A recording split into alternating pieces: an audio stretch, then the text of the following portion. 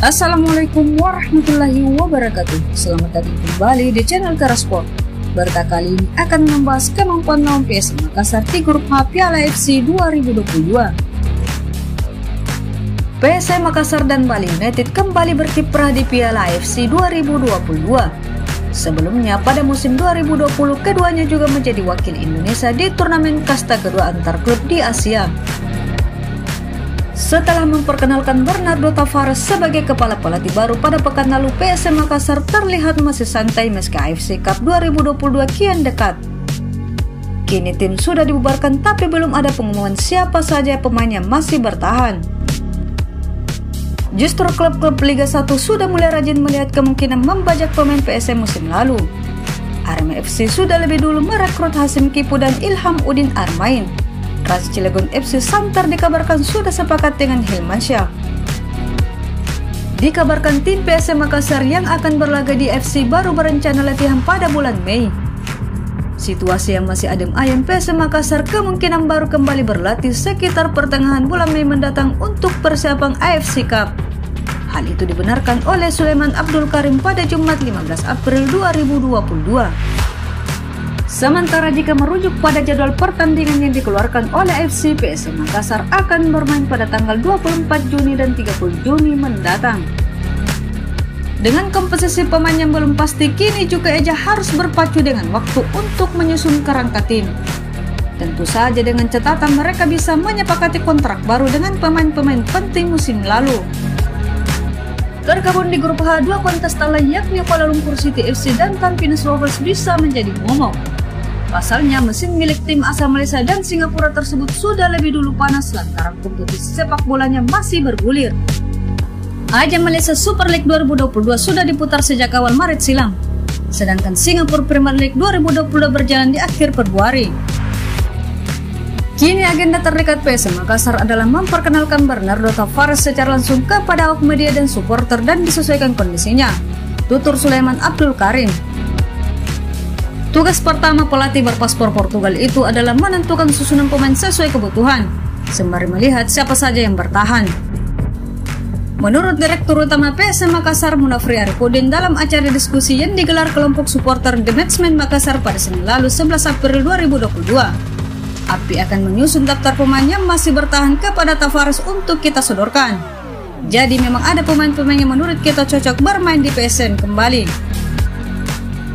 Sampai saat ini AFC belum menentukan nama klub pengganti San United untuk mengisi kuota yang tersisa.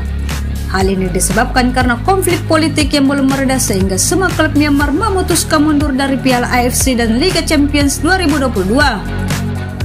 Sejauh ini Kuala Lumpur City menyatakan minatnya untuk menjadi tuan rumah. Menurutnya ini penampilan pertamanya di Piala AFC, sehingga dia ingin menjadikannya sebagai tontonan istimewa buat supporter Kuala Lumpur City seraya berharap dukungan pemerintah Malaysia. Klub yang dulunya bernama Kuala Lumpur FA ini memang sudah lama menunggu bisa kembali berkiprah di level Asia. Kala itu Kuala Lumpur FA lolos ke 8 besar menyingkirkan wakil Indonesia yakni Gelora Dewata. Menariknya Gelora Dewata unggul agregat 3-2 dalam 2 pertandingan. Namun klub asal Bali itu mendapat sanksi diskualifikasi karena memainkan Fatah Matami yang belum mengantongi ITC dari klub lamanya. Perlu diketahui figur paling penting di balik suksesnya Kuala Lumpur City adalah Bojan Hodak, pelatih asal Kroasia yang sebelumnya pernah membantu Kelantan FA dan Johor meraih trofi juara Liga Super Malaysia. Bojan Hodak juga tercatat membawa tim nasional Malaysia U19 meraih juara di Piala AFF U19 pada tahun 2018. Bojan bakal jadi ancaman tersendiri buat PSM Makassar. Seperti diketahui, meski tidak lama Bojan Hodak pernah menangani PSM Makassar pada musim 2020 di Liga 1 dan Piala AFC.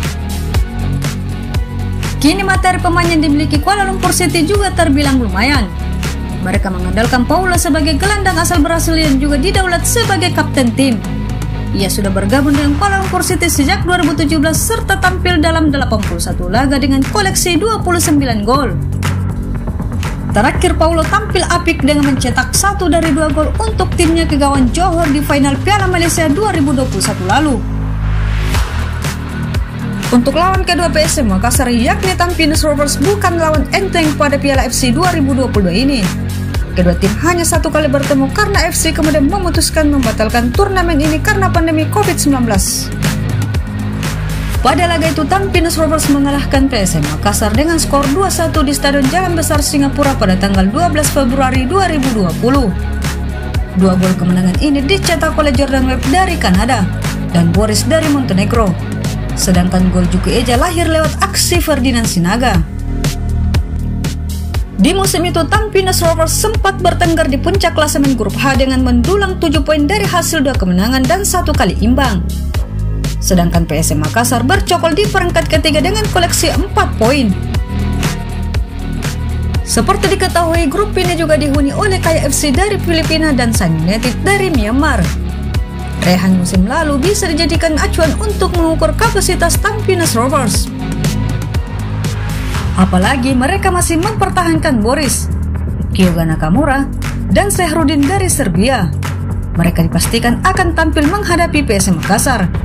Mereka juga baru saja mendatangkan bek asal Jepang yakni Suya Yamashita yang direkrut dari Albires Niigata.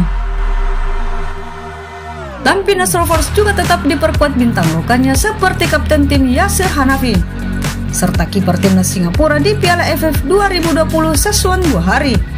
Mereka juga masih ditangani Gavin Lee yang bergabung sejak 2019 lalu. Komposisi tim Tampines Rovers tidak berubah banyak dan tentunya menjadi ancaman buat PSM Makassar. Namun harapan besar kita semoga PSM Makassar bisa segera berbenah dengan cepat agar bisa memperkenalkan semua pemain yang akan berlaga di AFC nanti. Dan harapan para masyarakat Sulsel PSM bisa menjadi juara di Piala AFC Cup 2022.